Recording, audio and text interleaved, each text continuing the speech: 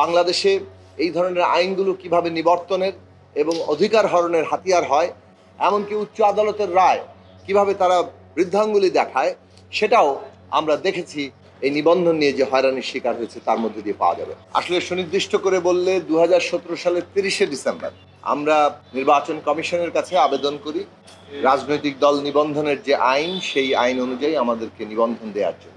নিবন্ধনের আইন নিয়ে আমরা আগেও কথা বলেছি, এর মধ্যে অনেক অগণতান্ত্রিক বিধি আছে, সেগুলো আমাদের রাজনৈতিক লড়াইয়ের অংশ। কিন্তু নিবন্ধন ছাড়া যেহেতু নির্বাচনের নিজস্ব প্রতীক নিয়ে অংশ নেওয়া যাচ্ছে না, দল হিসেবে অংশ নেওয়া যাচ্ছে না, সেই ক্ষেত্রে আমরা এই নির্বাচন কমিশনের কাছে আমাদের নিবন্ধনের জন্য আবেদন করি। সমস্ত যে শর্তগুলো সেগুলো আমরা পূরণ করেছিলাম। নির্বাচন কমিশন গঠনতন্ত্রের বিষয়ে দুটো আপত্তি উত্থাপন করেছিলেন যে আমরা অঙ্গ সংগঠন থাকবে না, এরকম কোনো সুনির্দিষ্ট বক্তব্য আমাদের গঠনতন্ত্রে ছিল না। আমরা এই দুটো বিষয় আমাদের পরবর্তীতে আমাদের সংগঠনের যে ফোরাম, জাতীয় ফোরাম, সেটা ডেকে আমাদের গঠনতন্ত্র সংশোধন করে আমরা নির্বাচন কমিশনে জমা দিয়েছি। কিন্তু নির্বাচন কমিশন আমাদেরকে চিঠি দিয়ে জানিয়ে দিল যে আমাদেরকে নিবন্ধন দেওয়া হচ্ছে না, কিন্তু কোনো কারণই উল্লেখ তারা করে।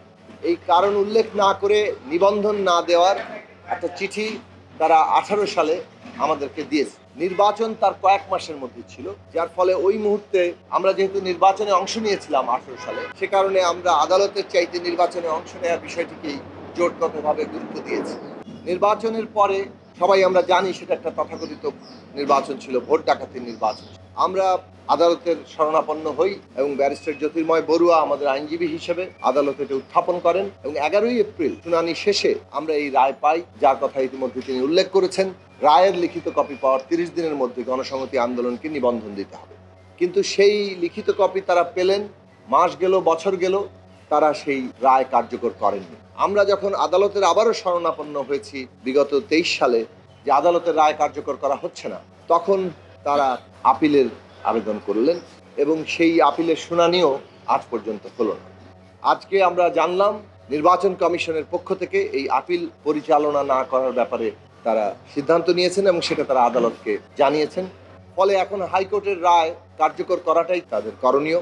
আমরা আশা করি নির্বাচন কমিশন দ্রুততম সময়ে হাইকোর্টের রায় বাস্তবায়ন করবে। বিগত 6.5 বছর ধরে সরাসরি বলা চলে, যেটা একটু আগে আপনারা শুনেছেন যে হাইকোর্টের রায়ে বলা হয়েছিল যে এইটা অসৎ উদ্দেশ্য, এই আমাদের নিবন্ধনটি দেওয়া হয়, এর মধ্যে অসৎ উদ্দেশ্য ছিল।